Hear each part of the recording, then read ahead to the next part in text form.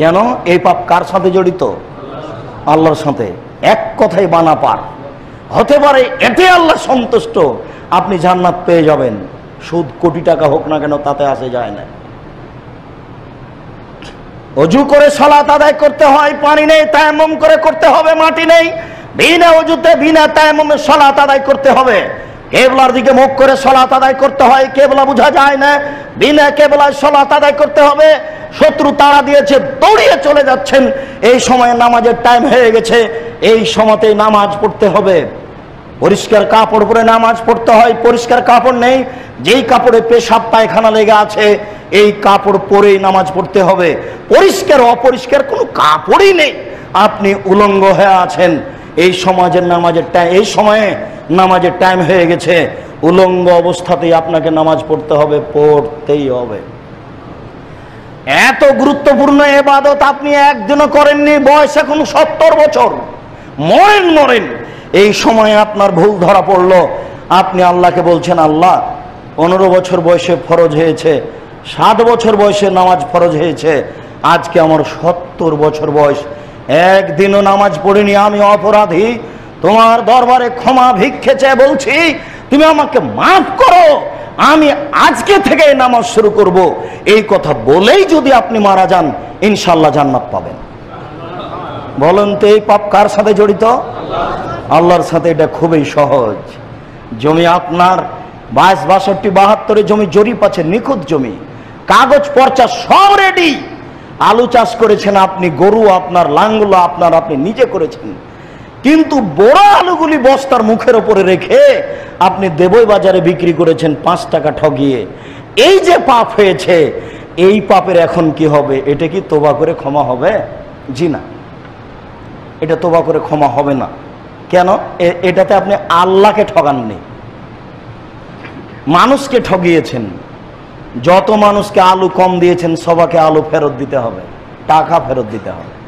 আপনি একজন কসাই, যারা গরু জবাই করে গোস্ত বিক্রি করে, অনেকে ভারী মনে করে কাজটা মনে হয় ঠিক নয়। জি না, কসাইগিরি কাজ বৈধ, কিন্তু আপনি প্রত্যেক দাঁড়িতে 50 করে গোস্ত কম দিয়েছেন, এখন আপনি বলছেন আল্লাহ ভুল হয়েছে, তুমি আমাকে মাফ করো। এখন কি হবে? মানুষকে আপনি ঠগিয়েছেন, এ তো আল্লাহকে ঠগানো হয়নি। এখন যদি আল্লাহ ক্ষমা করে দেন, আল্লাহ হবেন অত্যাচারী, আল্লাহ ক্ষমা করবেন না। দলীয় দাপটে রিকশায় চড়ে উঠেছেন, এখানে নামলেন, কত ভাড়া? 50 টাকা। বেটা 10 টাকা ভাড়া, আবার 50 টাকা চাও, একটা থাপ্পড় দিলেন, এটা একটা পাপ হয়েছে। আপনি কিভাবে ক্ষমা নেবেন? এখন যদি বলেন আল্লাহ ভুল হয়েছে, আমাকে মাফ করো, এটা হবে না। রিকশাওয়ালাকে খুঁজে ওর হাত ধরে বলতে হবে, রিকশাওয়ালা ভুল হয়েছে, তুমি আমাকে মাফ করো।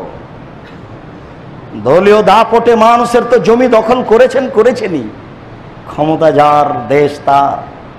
দলীয় দাপটে জমি দখল করেছেন, বাড়ি দখল করেছেন, এখন বিচার মাঠের পূর্বেই এখন ভাবছেন সবকিছু করলাম, একটু ক্ষমা চাই।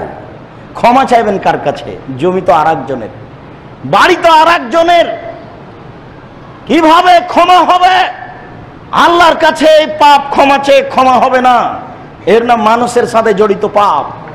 বড় ছেলেকে জমি লিখে দিয়েছেন, ছোট ছেলেকে দেননি, দিন রাত তাহাজ্জুদ চলছে, এই পাপ আল্লাহর কাছে ক্ষমা হবে না। ভাতিজারা গালি দেয়, মাত্র 3টে মেয়ে, 1টা মেয়ে, 2টা মেয়ে, সব জমি মেয়েদেরকে দিয়ে দিয়েছে, লিখে দিয়েছে। হ্যাঁ, ভাতিজা আমার বিরুদ্ধে কথা বলে, তাদেরকে জমি দিতে হবে। ভাতিজা যদি প্রতিদিন 10 লাঠি করে পিটায়, তবুও মেয়েদেরকে লিখে দিতে পাবেন না। প্রতিদিন যদি মুড়ে গালি দেয় আপনাকে, তবু আপনি জমি লিখে দিতে পাবেন না মেয়েকে। যতদিন পর্যন্ত ভাতিজা ধরে জবে না করে দিয়েছে, ততদিন সে জমি পাবেই পাবে। ভাতিজা গালি দিয়েছে, এতে জমি থেকে বঞ্চিত হবে না। ভাতিজা ধরে মেরেছে, এতে জমি থেকে বঞ্চিত হবে না। ভাতিজা ভালো নয়, এটা তার জীবন, দুঃখ জীবন, সেটা ভিন্ন কথা। আপনাকে বাপের মতো সম্মান করুক কুসন্তান, এটা তার জন্য উচিত। কেন সে চাচাকে গালি দিবে? বাপ যেখানে চাচা সেখানে।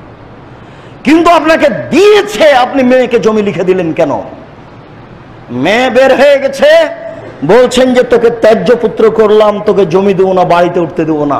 প্রতিদিন যদি ত্যায্য পুত্র করেন তো লাভ হবে না, জমি ও পাবেই।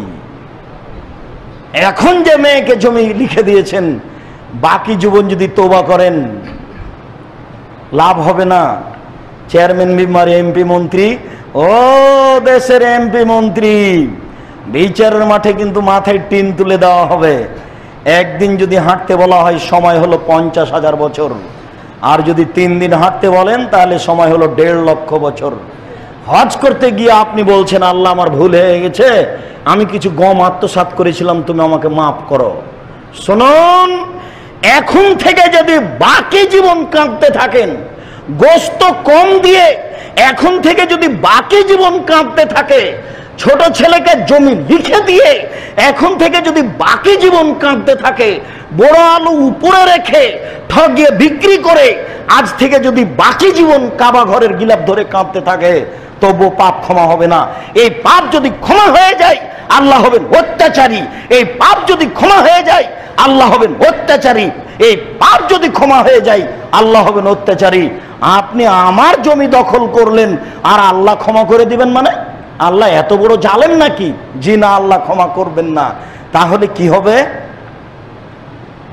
দুনিয়াতে তো ক্ষমা নিলেন না। ক্ষমা নেওয়ার একটা সহজ পথ, জমি ফেরত দিতে হবে।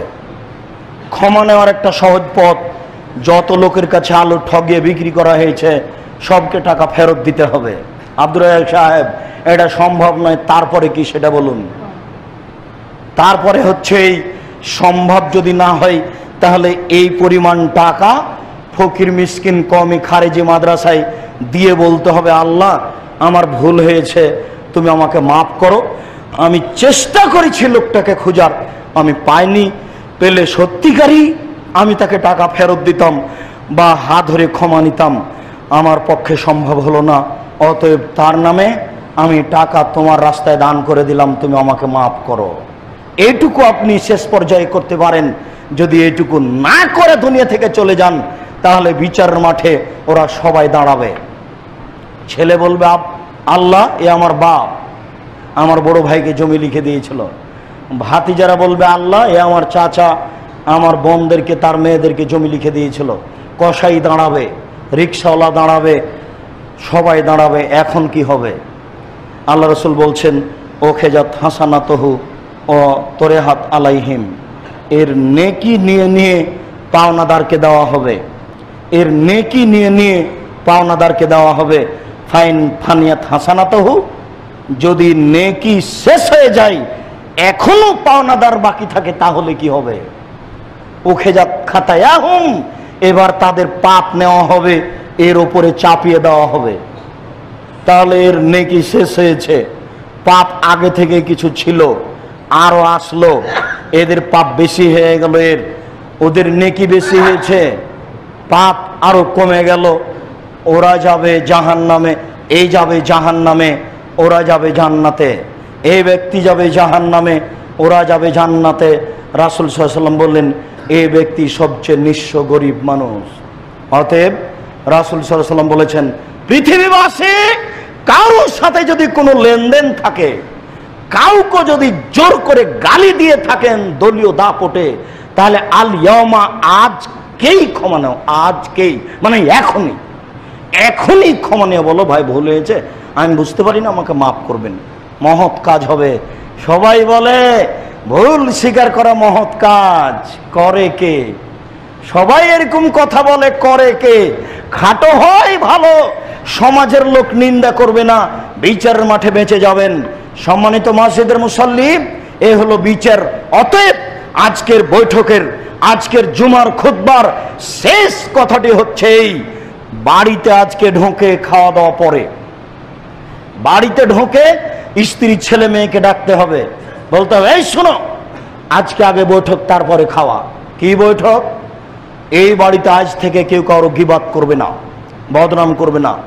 আমার মুখ বন্ধ, তোমার মুখ বন্ধ, ছেলে মেয়ের মুখ বন্ধ। এই শোনো, কোনো মহিলা যদি এসে বলে শুনেছ কি অমুক নাকি এই করেছে, তখন স্ত্রী বলবে ছাড়ো সব কথা, কি করতে এসেছো সেটা বলো। 1 কেজি চাউল ধার করতে এসেছি সেটাই কথা বলো। কোন মহিলা কি করেছে সেটা বলো কেন, সেটা বলো, তোমার কি প্রয়োজন? এইভাবে আপনার স্ত্রী ধমকাবে, আপনিও ধমকাবেন। এটা হবে আপনার কাজ, আপনার স্ত্রীর কাজ, আপনার ছেলে মেয়ের কাজ। পরামর্শ গ্রহণ করুন, আল্লাহ রাসূলকে মূল্যায়ন করুন। প্রতিপালক, তুমি বড় দয়াবান, তুমি বড় রহমান, তুমি বড় ক্ষমাবান, তুমি বড় শক্তিশালী, তুমি সব কিছু করতে পারো। আমরা মানুষ, আমরা অসহায় মানুষ, আমাদের ভুল ত্রুটি থাকতেই পারে।